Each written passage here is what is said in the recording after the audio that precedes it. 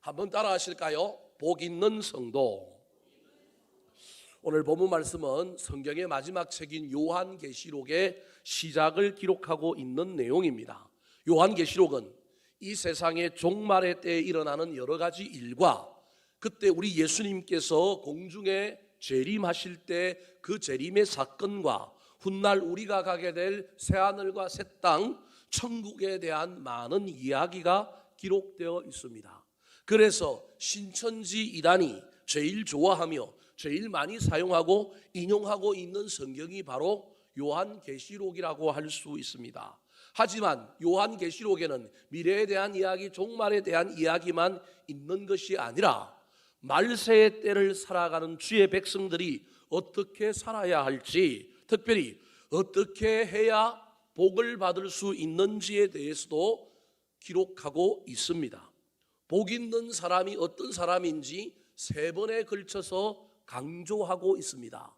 첫 번째 복 있는 사람이 누구라고 이야기할까요? 계시록 14장 13절 말씀 같이 한번 읽어볼까요? 시작. 또 내가 들으니 하늘에서 음성이 나서 이르되 기록하라. 지금 이후로 주 안에서 죽은 자들은 복이 있도다. 요한계시록이 말하는 복은 잘 먹고 잘 살고 막 벌고 소유하고 늘어나는 것이 아니라 제일 인생의 중요한 복은 주 안에서 죽는 것이 뭐라고요? 복이다. 쉽게 얘기하면 죽을 때까지 믿음 변치 않고 믿음 지키다가 죽는 것이 복이라는 거예요. 왜 저렇게 얘기할까요? 그 당시에는 로마가 엄청난 핍박을 했습니다. 수많은 사람들이 거리에 가로등, 인간 횃불이 됐습니다. 예수 믿는 사람들을 잡아가고 길에 불을 밝히는 인간 횃불로 썼다니까요. 수많은 사람들을 동물과 원형 경기장에서 싸우게 만들었어요.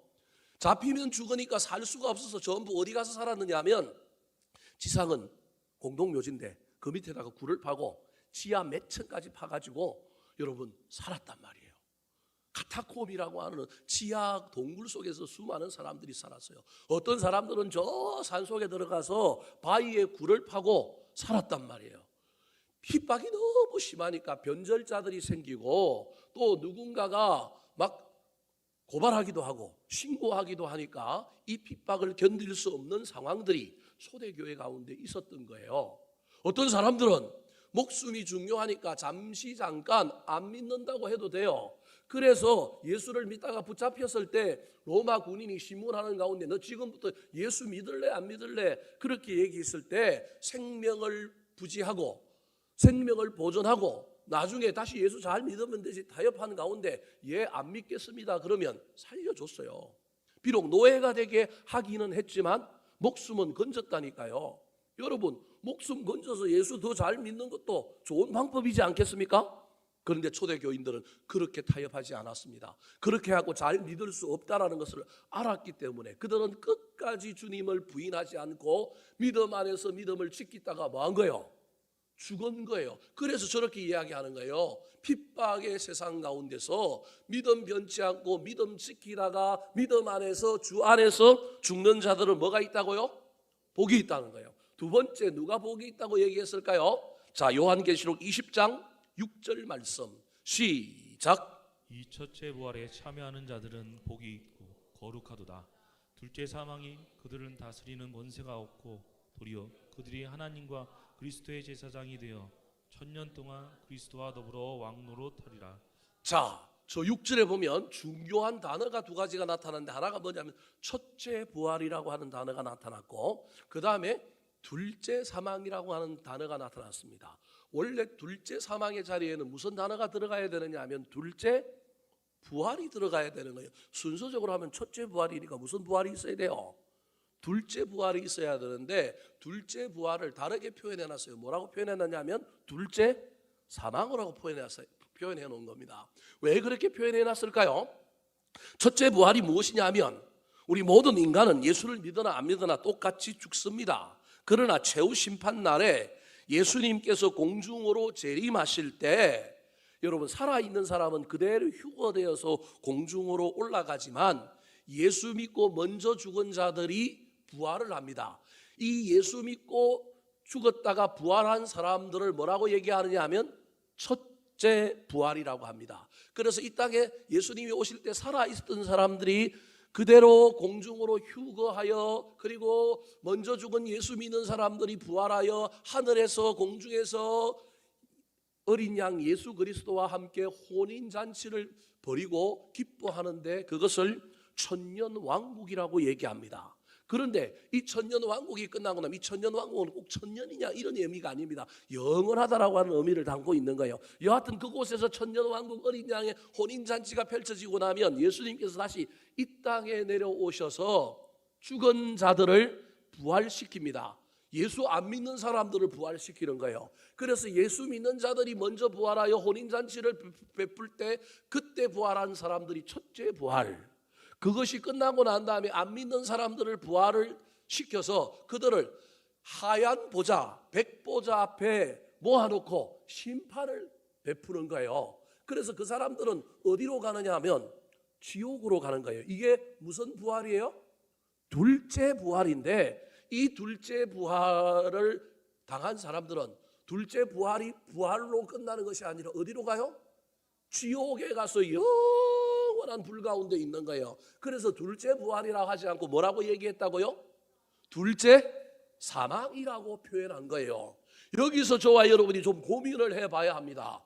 무슨 고민을 해봐야 되느냐 하면, 주 안에서 죽었기 때문에 나는 첫째 부활에 참여할 것이라고 당연시 생각하면 큰일 납니다.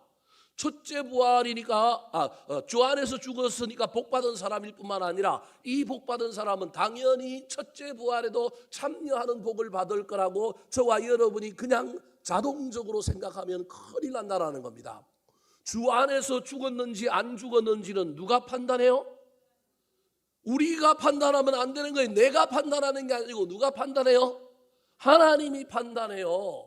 그래서 그 하나님의 판단 가운데 나는 주 안에서 죽었다고 생각하지만 첫째 부활에 올라오지 않고 둘째 부활에 올라올 사람도 있는 거예요. 그래서 주 안에서 죽는 것도 복이지만 뭐도 복이라고요? 첫째 부활에 참여하는 자가 뭐라고요? 복이다. 사랑하는 성도 여러분, 이 땅에서 저와 여러분이 죽을 때 주 안에서 죽는 복을 받았으면 좋겠습니다. 돈 많이 모으고 출세하고 떵떵거리고 사는 것도 중요하지만 믿음 끝까지 지켰다가 저와 여러분이 천국 갔으면 좋겠는데, 그 천국 가려면 무슨 부활에 들어가야 한다고요? 첫째 부활에 들어가야 한다.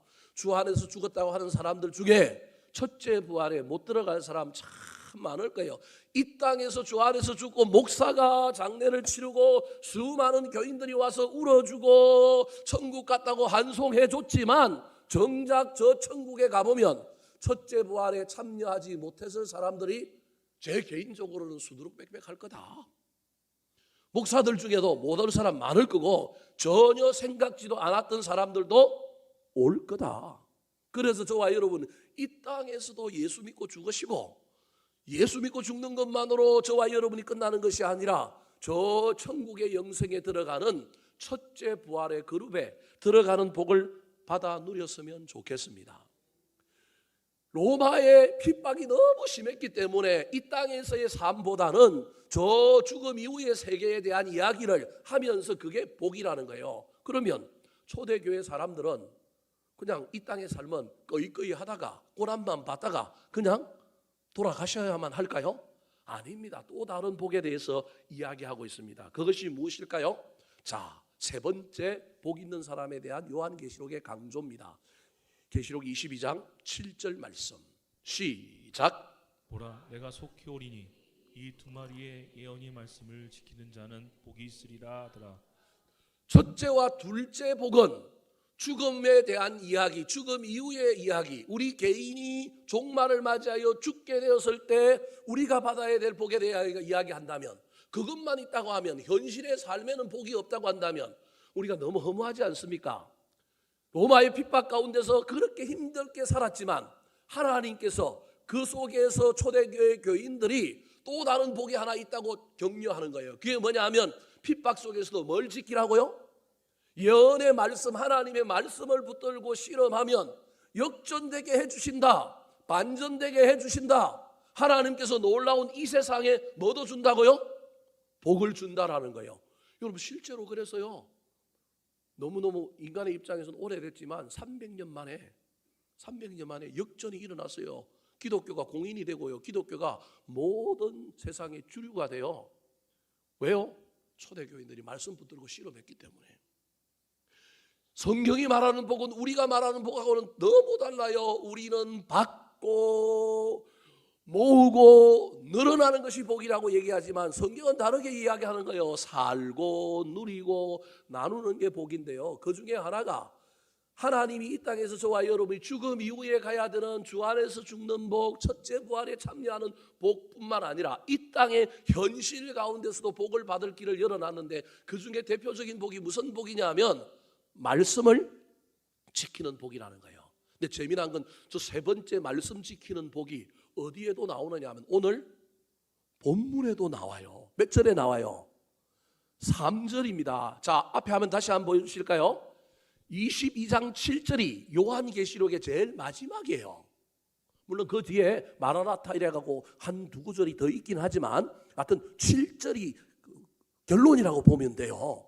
그런데 서론에 해당되는 오늘 본문 1장 1절부터 3절이 서론인데, 이 서론에도 똑같이 저 7절의 말씀을 지키는 자가 복이 있다는 이야기를 해요. 자, 3절 말씀 같이 한번 읽어볼까요? 시작. 이 예언의 말씀을 읽는 자와 듣는 자와 그 가운데서 기록한 것을 지키는 자는 복이 있나니 때가 가까움이라. 이게 히브리 문학의, 성경의 문학의 가장 대표적인 샌드위치 구조라고 하는 거예요. 샌드위치 양쪽에 빵이 딱 있잖아요. 이 빵이 이 가운데를 감싸고 있는 거예요. 양쪽 빵이 무엇을 이야기하고 있냐면 서론도 말씀을 지키는 자, 읽고 듣고 지키는 자, 그 다음에 마지막도 뭐라고요? 내가 속히 오리니 주님이 오실 그날까지 이 두루마리의 예언의 말씀을 지키는 자는 뭐가 있다고요? 복이 있다라는 거예요. 말세를 살아가는 주의 백성들, 엄청난 고난 앞에 살아가는 주의 백성들은 어떻게 살아야 되느냐를 알려주는 거예요. 그리고 그 고난에 대한 이야기를 가운데 딱 넣어놓고 있는 거예요. 뭐 7 나팔을 불고 7 대접이 있고 7 재앙이 있고 소아시아 7 교회 이야기가 있고 뭐 아마겟돈 전쟁이 있고 우리가 들어갈 천국에 대한 이야기가 있지만, 그래서 이 가운데 있는 것이 중요 안 하다는 얘기가 아니고 중요하지만, 그럼에도 불구하고 궁극적으로 오늘을 살아가는 저와 여러분에게 요한계시록이 주제처럼 우리에게 전해줄 이야기가 있는데, 개인적인 종말을 살든 우리 주님이 오시는 우주적인 종말이 오든 그때 우리의 현실이 어떠하든지 간에 믿는 자라고 한다면 어떻게 살아야 된다고요? 말씀을 지키고 살아야 한다는 거예요. 말씀을 붙들고 살아야 현재도 역전되고 반전되고 그 고난을 이기는 복이 임할 뿐만 아니라 네가 죽어서도 어디 간다고요? 천국 가는 복이 임한다라고 하는 것을 가르쳐주는 성경이 무슨 책이라고요? 요한계시록이에요. 단순히 말세에 일어날 이야기, 정보를 전달해주는 책이 아니라 그 말세가 너희들에게 임한다고 한다면, 종말이 너희들에게 온다고 한다면, 고난이 너희들에게 온다고 한다면 너희들은 그 고난을 어떻게 이기고 통과할래? 어떻게 해야 이 고난 속에서 잘 살래?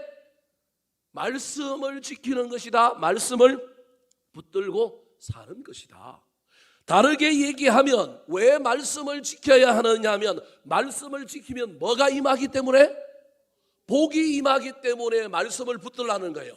너의 현실이 고난일지라도, 너에게 핍박과 고난이 있을지라도, 네 인생에 네로 황제, 도미티안 황제가 나타났다 할지라도 너는 뭘 지켜라? 말씀을 붙들어라. 말씀을 지켜라. 말씀을 읽고 듣고 말씀을 묵상하고 말씀을 사모하면 그 말씀이 너에게 뭘 줄 거다? 복을 주셔서 현실의 삶도 역전되고 바뀔 뿐만 아니라 너 혹시 순교해도 너 어디 갈 거라고요? 천국 갈 거다. 사랑하는 성도 여러분, 여름을 지나서 열매 맺는 가을과 겨울을 향하여 달려가고 있는 이때에 세상 사람들은 휴가라고 저렇게 놀고 저렇게 또 누리지만 우리에게도 그런 것이 있어야 합니다. 저도 8월 마지막에 이제 여름 성경학교 다 끝나고 여름 사역 끝나기 때문에 저도 개인적으로 여름 휴가 갈 겁니다. 가서 9월 이후부터 또 내년에 어떻게 해야 될지 고민도 하고 올 겁니다. 휴가 있어야 됩니다. 그럼에도 불구하고 이 여름의 끝자락에 저와 여러분이 다시금 우리의 삶을 하나님께로 가까이, 말씀으로 가까이, 말씀을 붙들고 실험해야 하지 않겠습니까? 왜? 그래야 가을에 열매를 맺고, 그래야 올해 마지막에 뭘 받을 수 있을 것 같으냐 하면 복을 받을 수 있기 때문에 목사인 제가 여러분에게 이렇게 지금 고래고래 소리를 지르면서 말씀 지키는 것이, 말씀 붙드는 것이, 말씀 사모하는 것이 무슨 받는 길이라고요? 복 받는 길이라는 거예요. 우리는 그냥 주구장창 달라고 하면 복 주는 줄 아는데, 또 다르게 하나님이 복을 주시는 통로가 어디라고요? 말씀이다. 성도가 받아야 할 복이 말씀을 통하여 오늘 본문에 세 가지 복이 임한대요. 첫 번째, 따라 하시겠습니다. 계시의 복. 계시가 복이라는 거예요. 이게 무슨 말일까요? 요한계시록은 예수님의 제자였던 사도 요한이 에베소 교회에서 심우할 때에 로마의 박해를 받아서 지중해의 작은 섬인 밤모섬으로 귀향을 가서 기록한 말씀입니다. 아마 제수 신분이 되어서 노동을 했을 겁니다. 근데 그 노동이 하는 날이 주일을 피해가지 못했을 겁니다. 주일인데도 불구하고 일하는데 주일날 뭐 해야 돼요? 예배 드려야 되는데 잠깐 쉬는 시간에 그가, 이게 제가 그냥 그리는 그림이에요. 바위틈에 가서 하나님 앞에 기도하는 가운데 갑자기 하늘 문이 열리고 환상이 보인 거예요. 그때 그 환상을 보고 하늘의 계시를 기록한 책이 무슨 책이라고요? 요한계시록이라는 거예요. 육체적인 노동 속에 제수의 신분으로 노동하고 있던 그때 주의를 지키려고 짬을 내어 그냥 바위틈에 숨어서 하나님께 기도했는데 하늘 문이 열리면서 하나님께서 천국을, 커튼을 열어서 보여주신 거예요. 인류 역사 마지막에 종말에 일어날 일들을 커튼을 열어서 보여주시는 거예요. 이걸 뭐라고 얘기하냐면 뭐라고요? 계시라는 거예요. 감춰져 있는 것을 열어서 보여주시는 것이 뭐라고요? 계시라는 거예요. 말씀을 지키면, 말씀을 붙들면 하나님께서 우리에게 계시해 준대요. 그게 계시의 복이에요.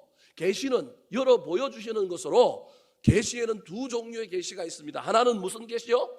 자연 계시. 또 하나는 무슨 계시요? 특별 계시입니다. 자연 계시는 자연 속에 나타나신 우리 하나님의 모습이 있다라는 거예요. 자연과 역사 속에, 인류의 가치 속에, 어떤 사람 속에도 누가 보이느냐 하면 하나님이 보인다. 이게 자연 계시예요. 그러므로 세상에 하나님 없다라고 말하는 사람은 어리석은 사람이요, 하나님의 존재를 부정할 수가 없는 거예요. 어떤 사람들이 얘기하기를, 그렇다면 기독교가 전파되기 전인 조선시대의 이순신 장군은, 세종대왕은 천국에 갔을까요? 라고 묻는 사람이 있습니다. 갔을까요? 못 갔을까요? 정답은 모른다. 가봐야 안다. 그런데 그때 교회가 없었다고, 그때 복음이 전달되지 아니하였다고 그 사람들은 무조건 예수 안 믿었다고 단정하고 지옥 갔다고 얘기할 수 있을까요? 없을까요? 없다고 저는 생각합니다. 저는 이순신 장군 천국에 가는데 있었으면 좋겠어요. 세종대왕 천국에 갔으면 있었으면 좋겠어요. 저는 있을 가능성이 있다고 생각해요. 왜냐하면 복음이 전해지지 않고 성경이 없던 시절에 그곳에도 누가 존재했어요? 하나님이 존재했다니까요. 여러분, 천지 만물을 누가 지었다고요? 하나님이 지었으면 하나님은 역사 가운데 어디든지 무소부재하게, 하나님은 뭐 했어요? 있었어요. 인간이 아느냐 못 아느냐의 차이밖에 없어요. 그런데 최소한 영성이 발전한 인간이라고 한다면, 조금이라도 영적인 존재라고 한다면, 자연 속에, 만물 속에, 문화 속에, 세상 속에, 사람 속에 있는 누구를 알아볼 수 있다고요? 우리처럼 주를 구주로 고백하고 이렇게 믿을 수는 없지만 그 시대와 상황 속에 하나님의 존재를 믿었을 가능성이 있는 거예요. 그래서 저는 이순신 장군이 그냥 출세하려고 거북선 만들고 임진왜란 때 왜구와 전쟁한 것이 아니라, 그가 어떤 의미에서 하나님의 품성, 하나님의 사랑하는 마음, 십자가에 달리신 예수님처럼 조국을 위하여 헌신하려고 하는 그 놀라운 하나님의 닮음이 그 안에 있어서 저는 그렇게 했다고 생각합니다. 세종대왕은 주님을 몰라서일 수도 있지만 백성들이 글자를 몰라서 사기를 당하고 그 아픈 모습을 보면서 백성들을 널리 이롭게 하려고 뭘 만들어요? 한글을 만들잖아요. 이게 하나님이 인간을 사랑하는 모습을 어쩌면 세종대왕이 닮았을 수 있는 거예요.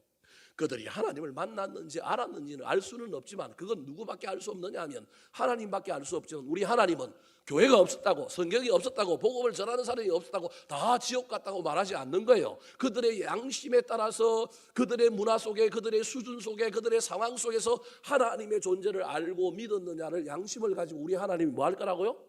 판단할 거예요. 심판하실 거예요. 그게 무슨 계시라고요? 자연 계시를 가지고 우리 하나님이 뭐 할 거라고요? 심판하고 판단할 거예요. 그런데 그 자연 계시 말고 무슨 계시가 있느냐 하면 특별하게 보여준, 일반적으로 보여줘서 사람들이 그냥 몇 사람만 깨달을 수 있는 것이 자연 계시라고 한다면 확실히 깨달을 수 있도록 더 많이 깨달을 수 있도록 만들어놓은 계시가 있는데 그 계시가 뭐라고요? 특별 계시. 특별 계시의 가장 하이라이트가 누구냐 하면 예수 그리스도. 그래서 예수님이 이 땅에 왔잖아요. 이건 특별하게 하나님의 존재를 알려주기 위하여 믿음으로 구원받는 걸 특별하게 알려주기 위하여 예수를 이 땅에 보낸 거예요. 그런데도 사람들은 그게 신이냐 인간이지 그러고 안 믿는 사람들은 어쩔 수가 없는 거예요. 특별 계시도 이해하지 못하고 받아들이지 못하면 못 믿는 거예요. 여하튼 특별 계시는 예수 그리스도인 거예요. 그런데 예수 그리스도인 특별 계시도 두 가지 방법으로 알 수 있어요. 저와 여러분은 예수님을 봤어요, 못 봤어요? 꿈속에서 봤는데 이런 사람 말고, 환상 중에 기도하는데 봤어요 하는 사람 말고 직접 실물을 본 사람 있어요? 박물관에 가니까 예수님 그림이 있던데 본 사람 그거 갖고 봤다고 우길까요? 우리는 못 봤잖아요. 근데 누구는 봤어요? 예수님의 제자들과 그 당시 사람들은 봤잖아요. 그러므로 특별 계신 예수님을 직접 본 사람도 있지만 우리는 못 봤단 말이에요. 이런 못 본 특별 계신 예수님을 못 본 사람들을 위하여 하나님이 이 땅에 뭘 남겨주신 거예요? 성경을 남겨주신 거예요. 성경을 통하여 여러분 객관적인 기록인 성경을 통하여 그 특별 계신 예수님을 만나게 하려고 만들어 놓은 게 성경이에요. 그런데 우리 집에 있는 김원순 여사는 성경을 읽으면 은혜를 받는데 목사라고 하는 이영기 목사는 성경을 읽는데 뭘 못 받아요? 은혜를 못 받아요. 까만 것은 뭐예요? 글씨요. 하얀 건 뭐예요?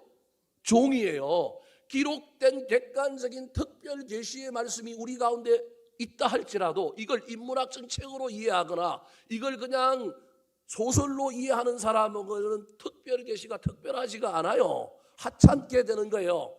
그런데 이 특별 계시 가운데 누군가가 성경을 읽는데 그 성경 말씀 중에 한 말씀이 내 가슴을 끌어오르게 만들어, 한 말씀이 내 인생을 바꾸어, 한 말씀 때문에 내 삶을 그 말씀을 붙들고 초점을 맞추는 거예요. 어떤 말씀이 나를 은혜받게 만들고 감동받게 만들고 내 인생의 표준을 그 말씀을 붙들고 실험하게 만드는 그 말씀, 이게 주관적인 뭐라고요?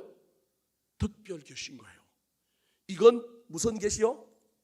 객관적인 특별 계시. 저와 여러분 어떤 말씀을 붙들고 실험하는 가운데 환상 속에서 말씀 속에서 인격적인 주님을 다시 만나게 해주시는 그것이 무엇이냐면 특별 계시인 거예요. 그렇다면 까만 것은 글씨요 하얀 건 종이인 이 성경 말씀이 나한테 부딪혀와서 특별 계시로 임하려면 무엇이 있어야 될까요? 성령님의 도우심이 있어야 되는 거예요. 성령님의 감동 감화하심이 있어서 그 말씀이 나를 찔러 쪼개고 그 말씀이 나에게 은혜가 되어서 내 삶이 그 말씀을 붙들고 실험하게 하는 거예요. 여러분 이때 이게 계시란 말이에요. 계시는 감춰져 있던 걸 뭐 한다고요? 열어 보여주는 거예요. 여러분이 말씀을 대할 때 은혜스러운 말씀으로 여기지 말고 이 말씀을 하나님께서 나에게 커튼을 열어서 뭐 해줬다고요? 보여주셨다. 저와 여러분에게 말씀이 이런 것이 되어야 되는 거예요. 좀 더 심플하게 이야기하면 여러분 복 있는 성도는 계시의 복을 받는 건데 하나님의 말씀을 가지고 내 인생을 선택하는 거예요. 내 인생을 결정하는 거예요. 왜냐하면 말씀이 뭐 해줬기 때문에, 보여줬기 때문에. 말씀에 보여주는 놀라운 은혜를 경험한 사람은 말씀을 가지고 선택하는 거예요. 말씀을 가지고 뭐 하느냐 하면 결정하는 거예요. 자기 인생을 말씀으로 그 방향을 정하고 그 길을 향하여 달려가는 거예요. 이게 계시의 복을 받은 사람이에요. 하나님께서 그 복을 받은 사람에게는 반드시 놀라운 은혜를 주실 거예요. 그래서 받은 말씀, 하나님께서 감춰줬던 말씀을 이래놓으면 감춰졌잖아요. 이렇게 맨날 들고 다니면 이 말씀은 감춰졌던 말씀이잖아요. 근데 감춰졌던 말씀을 어느 날 나한테 계시의 복을 줘갖고 어떤 말씀이 나한테 쫙 열려서 나한테 보여질 때 그 말씀을 붙들고 실험하면 그 사람은 뭘 받은 사람이라고요? 복 받은 사람이라니까요. 여러분, 기독교에 이 중요한 진리가 있는데 이걸 모르고 그냥 신앙생활만 됐다 하는 사람이 있는 거예요. 나 오늘 교회 갔다 왔어. 나 오늘 하나님 말씀 들었는데 은혜 받았어.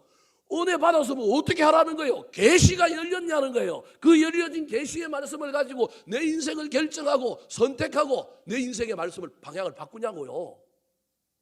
세상 사람들이 우르르 몰려가니까 글로 가고, 세상 사람들이 이거 좋다고 하니까 하고. 물론 계시의 말씀이 세상 사람들과 걸어가는 방식과 전혀 다르다고 말할 수는 없어요. 많은 부분이 같을 수도 있어요. 그런데 계시의 말씀은 때로는요 좁은 길로 가는 거예요. 때로는요 손해보는 길을 가는 거예요. 때로는 억울한 길을 가는 거예요. 그런데 가라는 거예요. 가다 보면 합력하여 뭘 이룰 거라고요?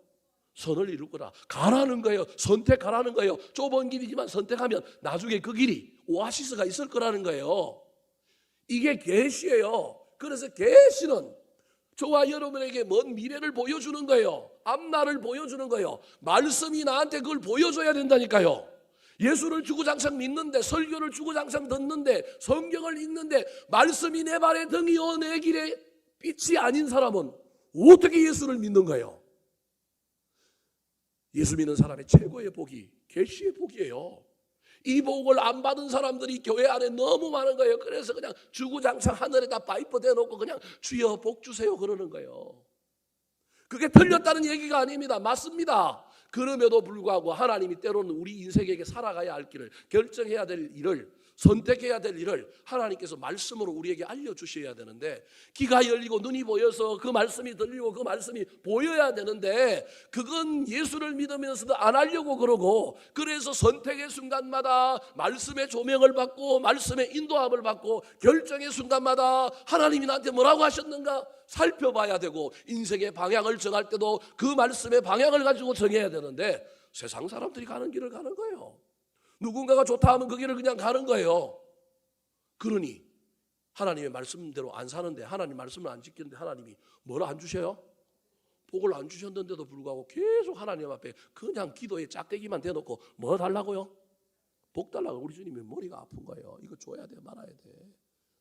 불쌍하니까 줄 수도 있지만 제발 계시의 복이 열렸으면 좋겠습니다. 사랑하는 성도 여러분, 설교를 듣는 중간에, 찬송하는 중간에, 기도하는 중간에, 말씀을 읽고 듣는 중간에 여러분 계시의 문이 열려서 하나님의 말씀이 보이고 뜻이 보이고 방향이 보여서 그걸 가지고 결정하고 선택하고 인생의 방향을 정함으로 말미암아, 야, 이 길 끝에 하나님께서 뭘 주시네? 복을 주시네. 밤모섬에서 제수로 잡혀가서 노동하다가 바위 틈에서 계시를 받는데 그 위에 사도 요한이 밤모섬에서 어떻게 돼요? 석방되잖아요. 그래서 어디 가서 죽을 때까지 목회해요? 에베소에 가서 열심히 목회하잖아요. 그래서 무슨 성경을 써요? 요한 1, 2, 3성. 뭐 하자고요? 서로 사랑하자. 여러분, 계시의 복을 받으면, 계시를 받으면 복이 된다니까요. 처음에 계시를 받으면 이게 손해보는 것 같고, 이게 멀리 가는 것, 이게 둘러서 가는 것 같고, 이게 억울해지는 것 같고, 이게 불편할 것 같지만 계시 다음에 하나님의 뭐가 임하느냐 하면 복이 임한다는 사실을 기억하여, 하나님 나에게도 말씀으로 계시하여 주시옵소서, 뜻을 보여주시옵소서. 때로는 이 길이 세상 사람들이 가는 길이 아니고, 때로는 이게 좁은 길이 억울한 길이라도 나는 이 계시의 말씀을 따라 살겠습니다, 선택하겠습니다, 결단하는 저와 여러분 되기를 예수님의 이름으로 축원합니다. 두 번째, 성도가 받아야 할 복은 어떤 복일까요? 따라 하시겠습니다. 증거의 복. 2절 말씀 같이 한번 읽어볼까요? 2절입니다. 시작. 요한은 하나님의 말씀과 예수 그리스도의 증거 곧 자기가 본 것을 다 증언하였느니라. 요한은 계시를 받았어요. 근데 계시를 받았는데 그 계시를 받고만 그냥 혼자 감추어 둔 것이 아니라 받은 계시를 자기가 본 것을 다 뭐 했다고요? 증언했다라는 거예요. 증언하고 증거했다라는 거예요. 다르게 얘기하면 예수 그리스도를 전도했다라는 겁니다. 정언의 복을 이야기하면 여러분들이 이 전도의 문제로 다 이제 생각을 치안할 거기 때문에 제가 여러분에게 먼저 그 생각을 좀 내버려 두고 제 얘기를 한번 들어보시겠어요? 여러분, 계시가 복인 것처럼 정언하는 것, 증거하는 것도 뭐라고요? 복이라는 거예요. 저와 여러분이 복을 못 받은 이유 중에는 내가 뭘 안 했기 때문에 그렇다고요?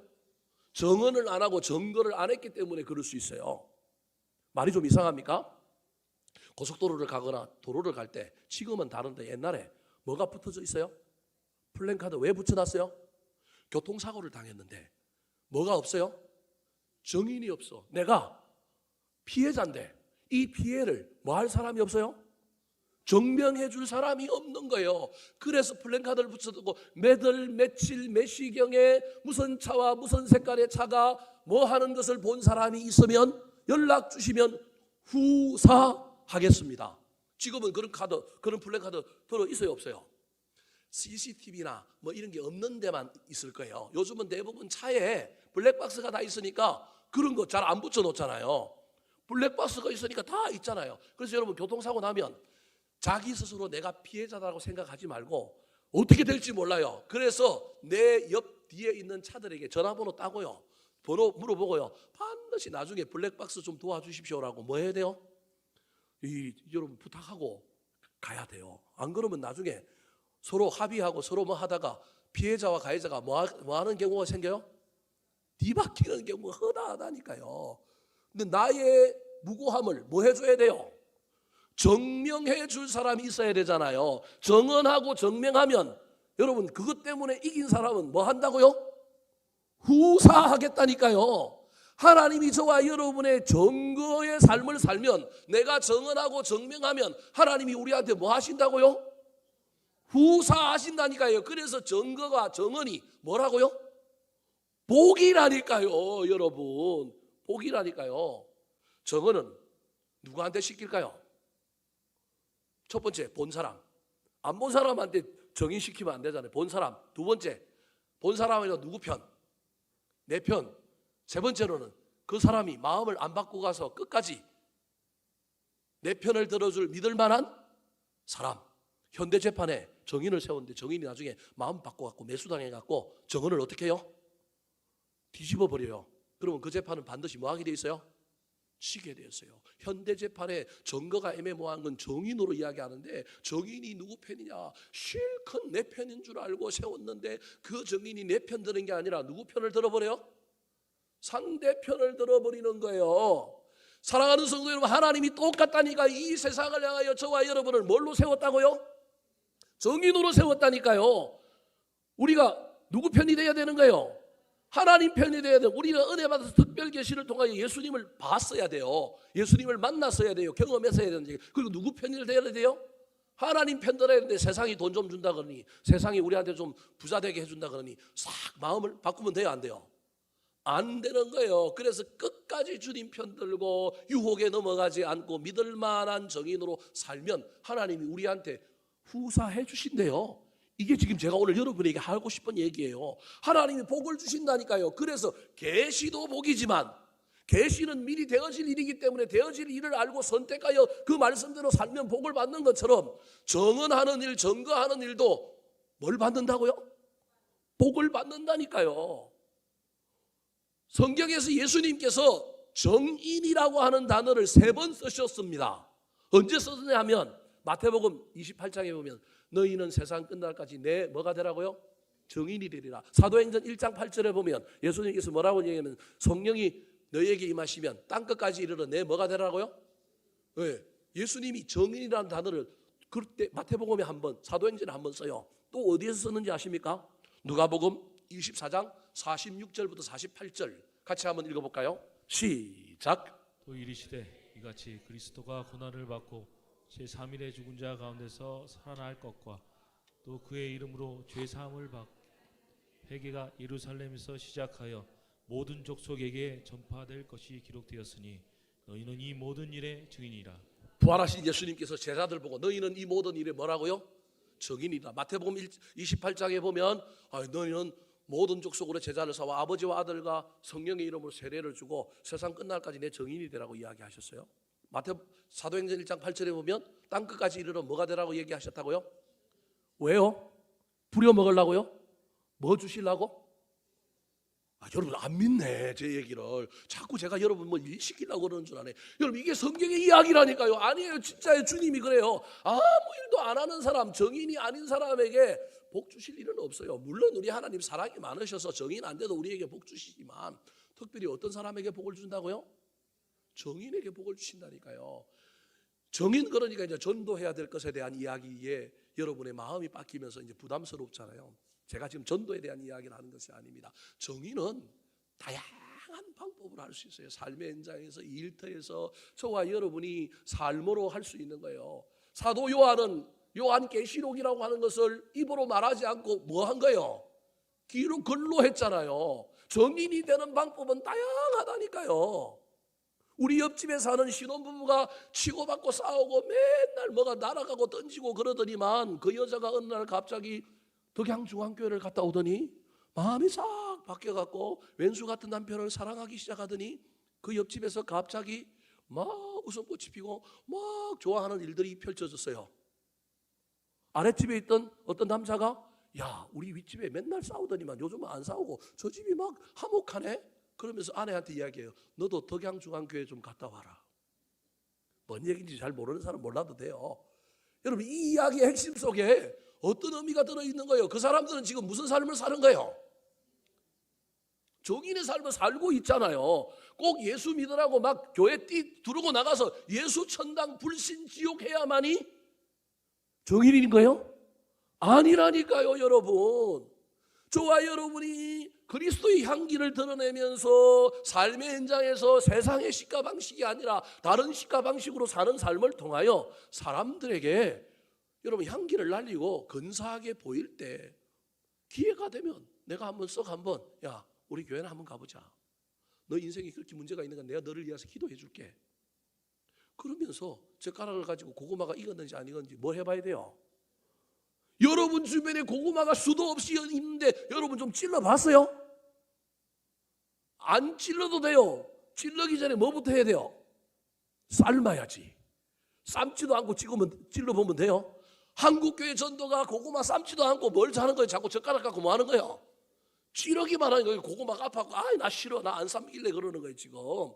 여러분 먼저 삶아야 되잖아요. 사랑으로 삶고 난 다음에 하나님이 기회가 주실 때 때로는 나는 가만히 있는데 쥐가 나온다고 할 수도 있고요. 한번 기회가 되면 하나님이 한번 나한테 젓가락 주셔갖고 한번 쭉 한번 찔러보면 되잖아요. 익었는지 안 익었는지. 교회 한번 가볼래? 나 따라 한번 가볼래? 우리 교회 체육대회 한다는데, 우리 교회 야외 한다는데 한번 가볼래?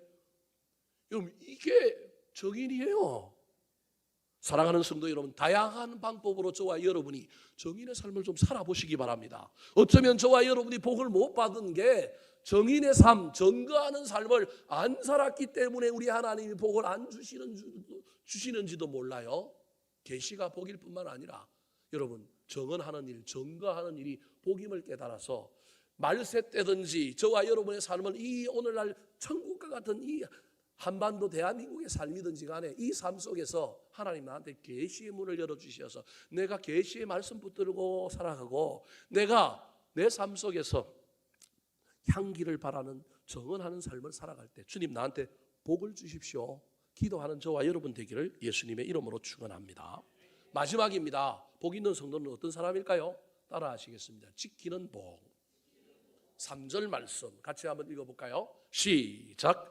이 예언의 말씀을 읽는 자와 듣는 자와 그 가운데서 기록한 것을 지키는 자는 복이 있나니 때가 가까움이라.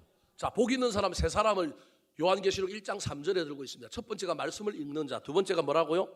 듣는 자, 세 번째가 뭐라고요? 지키는 자. 그러니까 복이 있으려면 어찌됐든지 제일 먼저 말씀을 뭐 해야 되는 거예요?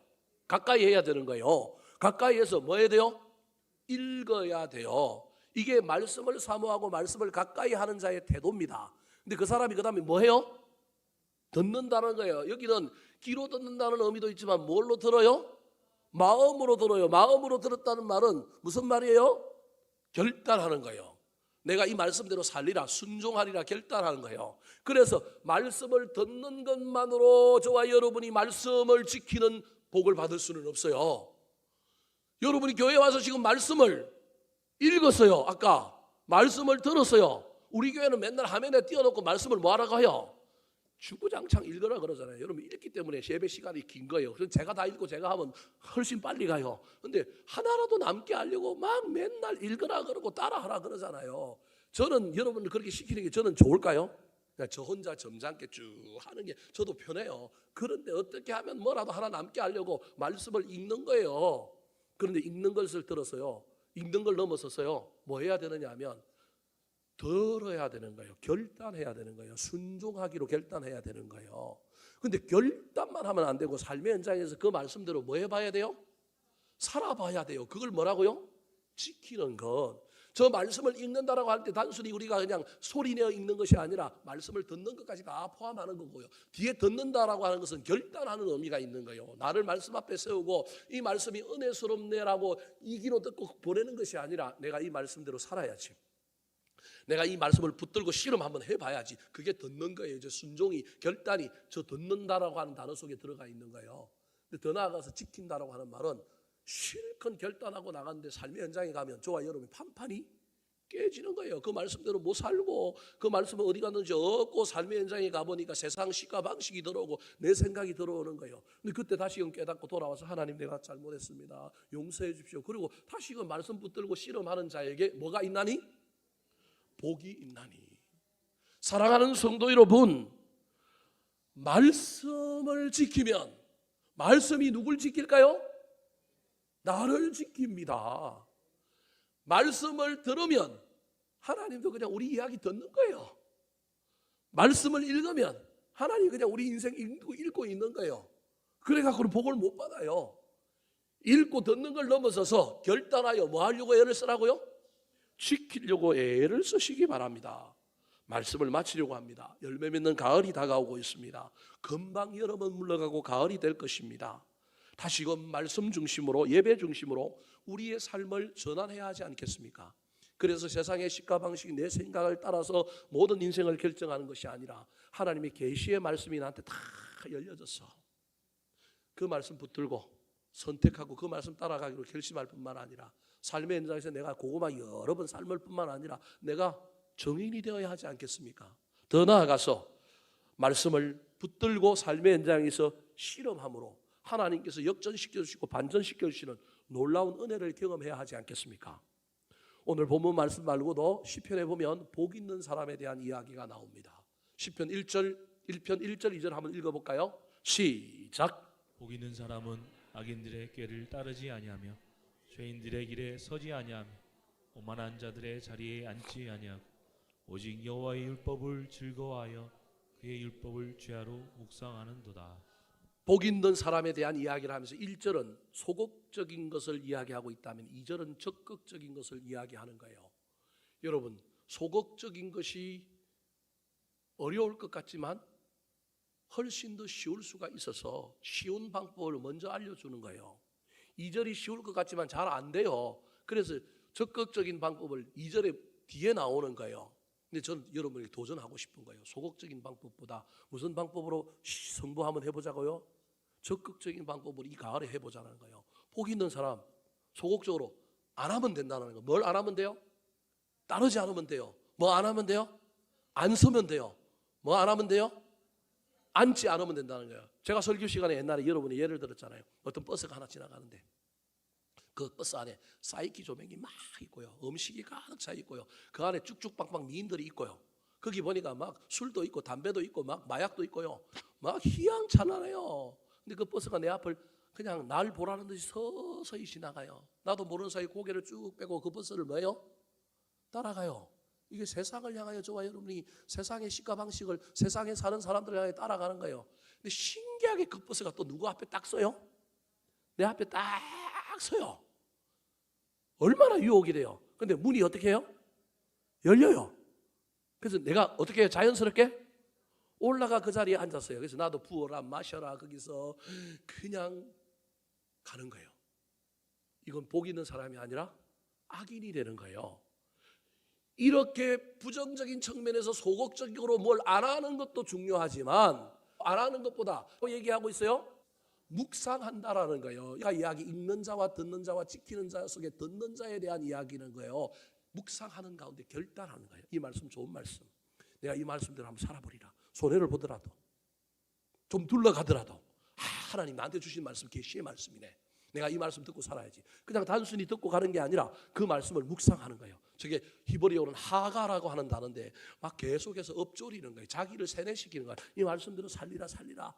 그렇게 이야기하는 게 저게 묵상하다는 단어예요. 그 결과 어떤 일이 벌어졌을까요? 3절 말씀 시작. 신문나무가 저를 따라 열매를 맺으며 그 잎사귀가 마르지 아니한 같으니 그가 하는 모든 일이 다 형통하리로다. 지키는 자가 되어서 결과가 저렇게 나타났다는 거예요. 중간에 띄어버린 거예요.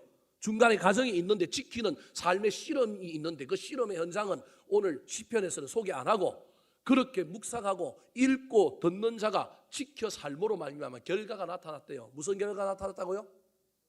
열매를 맺었어요. 잎사귀는 안 말랐어요. 하는 모든 일이 뭐 있다고요? 형통해졌다. 이게 지키는 자의 결론인 겁니다.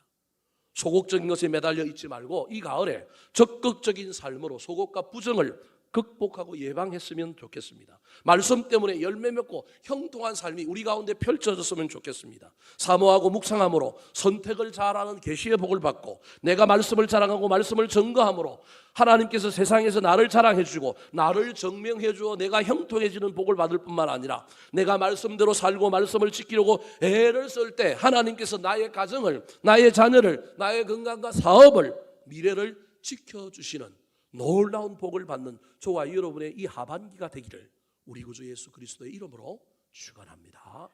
한번 따라 하실까요? 복 있는 성도, 계시의 복, 증거의 복, 지키는 복,